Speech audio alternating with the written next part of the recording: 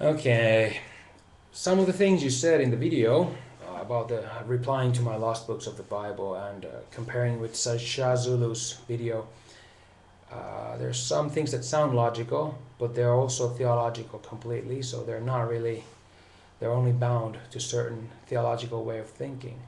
Now, I was trying to be in my video more just literal with things generally, and my point was that the Bible makes clear that there are books that are referred to as authentic and valuable, but are not in the Bible. So, but all the other claims that you brought up about the video or about my claims were purely just opinionated things, so they were not really proofs of anything. But I want to still address some of the things just to kind of help you understand where I'm coming from. You said that the Jews didn't ever claim about anything about lost books or anything. But the Jews, when did they compile their scriptures, or when did they canonize their Old Testament? This is a Finnish Bible. At the back of that Finnish Bible, they have this section here where they talk about the origins of the Bible, and it says that the Jews, they confirmed their Hebrew Old Testament as their canon of scripture during the 1st century AD. So the Old Testament was canonized in the 1st century AD. And we know that the Jews had apostatized by that because they rejected Christ and all that stuff. So they didn't really do it with authority. They just canonized according to their own ways and their own preference. So the Old Testament is not authorized or divinely put together in no means. It's done by apostate people because it was the 1st century when they had been apostatized for a long time by then. Then you quote about the oracles. The Jews have had the oracles in the past, oracles of God. But the oracle, I find it hard to believe that that would be a book. Because like when you think about oracles, they usually meant the prophets were oracles of God. So I can see it more that they had the prophets guiding them throughout the history, and that's their benefit that they had. Even though yes, they had the Bible or the Old Testament books they used maybe as well to guide them, but still, the point most likely I see it was that the Jews had prophets throughout the history, and now if they didn't have the prophets, they still had the books from the prophets, and obviously they are still better than nothing when the heathens had nothing. Jews at least had some books. Now, what books existed in the 1st century AD, we do not know for sure, because many of the libraries were burned and all that stuff happened throughout the history that many books have been lost. Let's see. You said that I stopped the book of Jude from the middle because the rest of the part was condemning for me.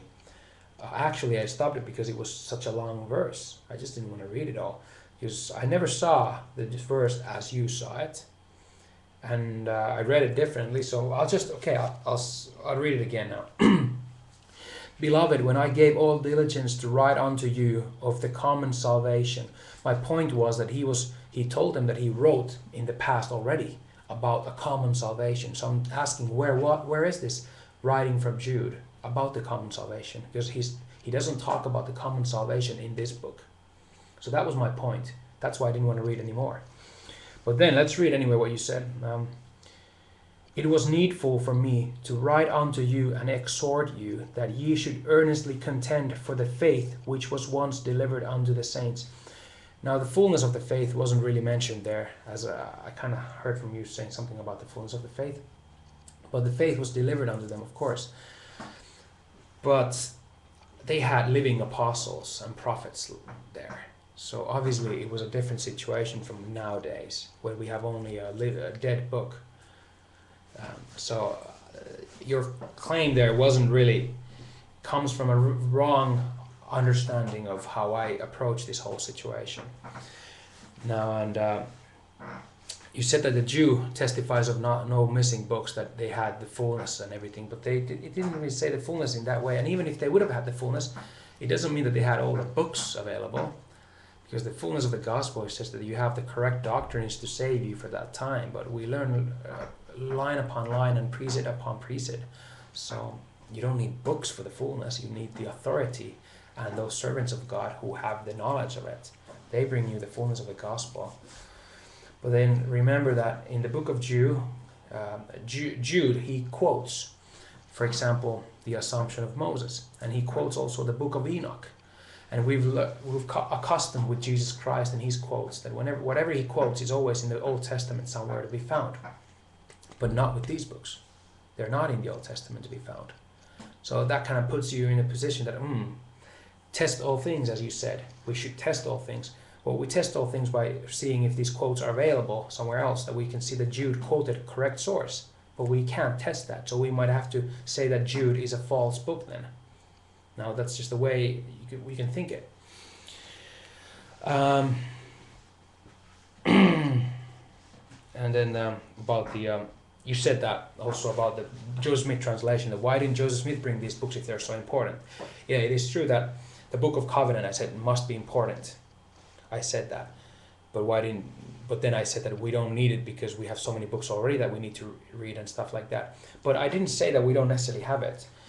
Like, we don't know what was in the book of the Covenants, but we know what is in the Doctrine and Covenants. And Doctrine and Covenants explains ancient covenants with among God and His children.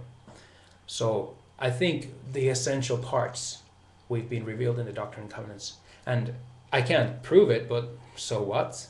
I have my spiritual testimony that the current prophet is a prophet of God, and the apostles are authorized of God. So what they have produced and given us, I have faith in it. Now I could ask you the same question here. How do you know that the Bible is true? The Muslims could say that I want to test everything with Quran.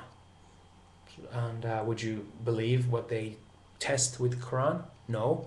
But then how can you say that you know the Bible is true?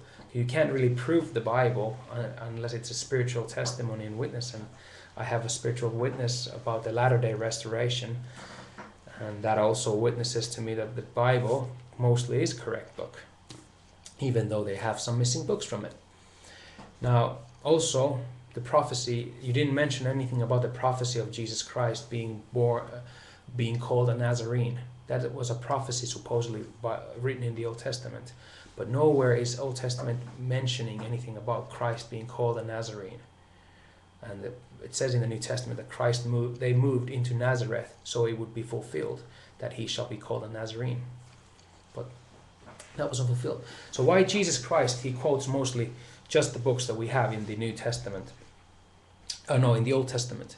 Well, only thing we know about Jesus Christ and his quotes are those books that was written by Matthew, Mark, and Luke. So Matthew, Mark, and Luke, they didn't write everything Christ did.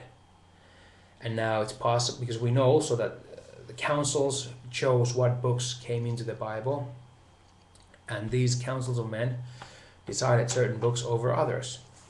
Now maybe there were books that also quoted other apocryphal books, but then they decided that no, I don't want to put this gospel there because it quotes books that we don't have in the Old Testament canon, so we can't have it. Like, that's a possibility. So you can't say that because Jesus and his quotes he doesn't quote any other books but the Old Testament canon we have, that means that canon is the correct one. It can just mean that the priest decided to put those books that quoted those books, while others could have quoted other books. We don't have those, so we don't know for sure. So basically that's my point here.